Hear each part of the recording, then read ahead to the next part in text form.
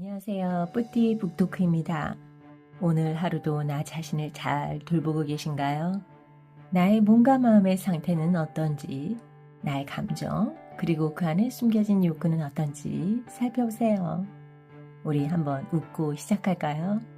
거울 보고 활짝 웃어보세요. 오늘의 책 소개할게요. 어른을 키우는 어른을 위한 심리학. 공부 중 편말이란 프리패스. 대체 언제까지? 우리 주변에 보면 4년제 대학을 4년 동안만 다니는 사람이 귀하게 됐죠. 휴학하거나 졸업을 유예하고 1, 2년은 취준생활을 하는 사람들도 많고요. 자격증이나 공무원 시험 준비를 더 길게 하는 사람들도 많답니다. 공부 중이란 편말은 책임과 의무로부터 자유로울 수 있다는 일종의 프리패스권이죠.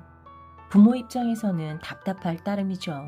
대학 4년만 지원하면 끝날 줄 알았는데 시간이 점점 길어지니 비용도 만만치 않습니다. 이 공부 중 편말 뒤에 숨겨진 자녀의 속마음을 알아야 해요. 책의 내용 읽어드릴게요. 공부 중이란 편말은 자녀가 부모에게 말하기 가장 좋은 유예권이다. 좋아하는 일을 직업으로 삼거나 번듯한 직장을 갖고 싶은 마음은 있지만 사회로 나가는 일은 부담스럽고 두려운 일이다. 그런데 공부 중 편말을 달고 있으면 부모가 생활을 책임져주고 자신을 돌봐주기까지 한다. 부모도 자녀가 단단한 기반을 갖고 사회로 나갈 수 있길 바라니 최대한 시간을 주고 싶다. 기약 없이 기다리고 받쳐줄 수 없는 부모는 초조하고 불안하겠지만 자녀는 선뜻 공부 중이라는 편말을 떼고 싶지 않다. 여기에는 어디서 시작하느냐에 따라 평생 극복할 수 없는 격차가 생길 수 있다는 불안도 한몫을 한다. 어떻게든 조금이라도 조건이 좋은 곳에서 사회생활을 시작하려는 마음이 드는 것은 당연하다. 첫 발을 떼는 것이 두려워질수록 공부 중 편말에 안주하고 싶은 마음은 커진다. 취준생, 공시생의 공부는 직업을 얻기 위한 과정으로서의 공부이지만 방어적인 측면으로 보면 자신의 마음을 보호하기 위해 출구로 나가지 않고 과정에 머무르려 하는 것이다. 분명 무언가 준비를 하고 있다고는 말하는데 딱히 시험을 치르는 것도 아니고 결과를 가져오지 않는 경우도 있다. 그저 공부하고 준비하고 있다. 자격증 시험이나 공무원 시험 혹은 채용 공고에 지원하는 일은 모두 냉정하게 자신의 실력을 검증받는 일인데 검증 과정이 두려워 공부 중 편말에 안주하는 것이다. 이는 자기애가 강한 20대에게서 자주 볼 수 있는 광경이다. 청소년기 자기의 특징은 3가지가 있다.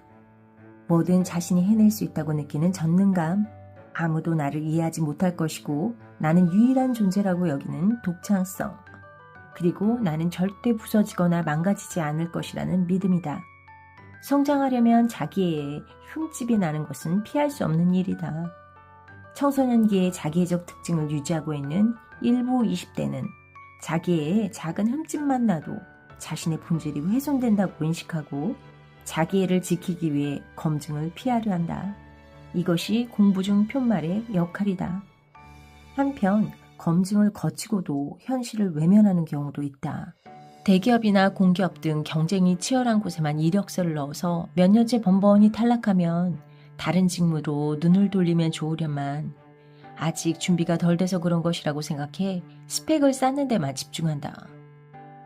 매번 시험에 떨어지면서 몇 년을 보내지만 가능성 있는 시험을 보려 하거나 다른 길을 찾아볼 생각을 하지 않는다. 지금까지 해온 게 아깝다는 이유도 있지만 원하지 않는 곳에서 사회생활을 시작하는 것을 견딜 수 없는 것이다. 덕분에 한동안 자기애는 지킬 수 있지만 삶은 정체된 상태로 머무른다. 자기애를 지키기 위한 공부 중 편말은 부메랑이 되어 결과적으로 만성적인 자존감 저하를 초래한다. 아직 어엿한 한 사람 몫을 하지 못한다는 마음을 오래 가질수록 자신에 대한 수치심과 실망감이 커진다. 한 사람 몫이 손에 잡힐 듯 잡히지 않는 시간이 길어지면 나는 결함이 있는 존재다라는 생각이 강해지고 깊은 우울과 절망에 빠질 수도 있다. 망한 캐릭터고 흙수저로 태어나서 이제는 어쩔 수가 없다. 인생은 단 한 번뿐이니 새로 시작할 수 없다고 괴로워하는 사람들도 많지요. 이 때문에 공부 중 푯말을 단 자녀를 부모가 마냥 기다려 주어서는 안 된다.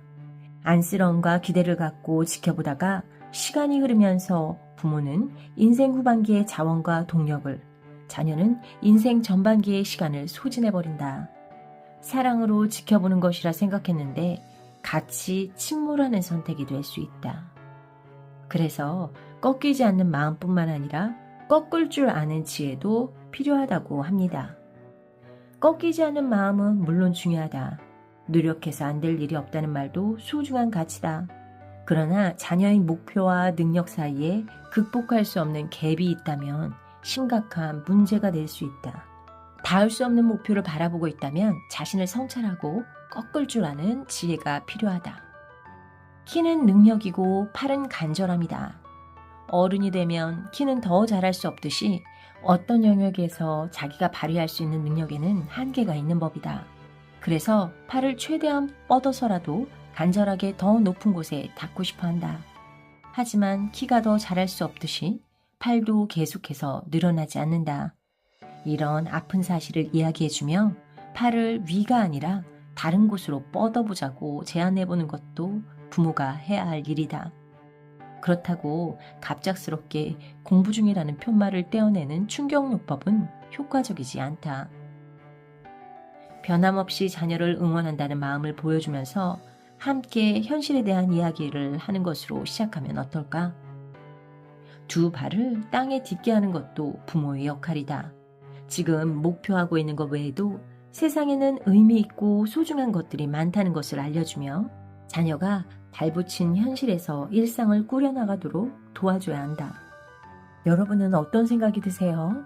대학을 4년 동안 다니는 사람이 드물고 졸업 후에도 바로 사회생활을 하는 것이 아니라 준비하는 그 시간이 길어지면 길어질수록 부모와 자녀 모두 힘들 수가 있는 것이죠. 부모는 참 어렵다는 생각이 들어요. 자녀에 대한 애정과 기대는 가지고 있으면서 현실적인 조언과 방향을 제시해야 하니까요.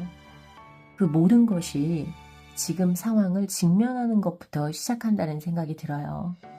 부모도 자녀도 지금 현 상황을 직면하고 현실적인 조언을 해주는 것. 자녀도 땅에 발을 딛고 한 걸음 두 걸음 나갈 수 있도록 하는 것. 그게 필요하겠네요. 학교가 아닌 세상에서 경험하는 공부가 바로 진짜 공부이고요. 세상을 직면하고 경험하는 것이 결국 나의 성장에 도움이 될 거예요. 순간적인 좌절과 실패는 있을 수 있지만 영원한 좌절과 실패는 없어요. 우리는 다 이 경험을 바탕으로 조금씩 더 단단해지고 성장할 거예요. 이 글을 읽으면서 참 부모 되기 어렵다 이런 생각이 들었어요. 앞으로도 내가 겪을 난관이 많겠구나 싶고요. 오늘 하루도 자녀에게 충만한 애정을 주시길 바라고요. 다음 시간에 또 만나요.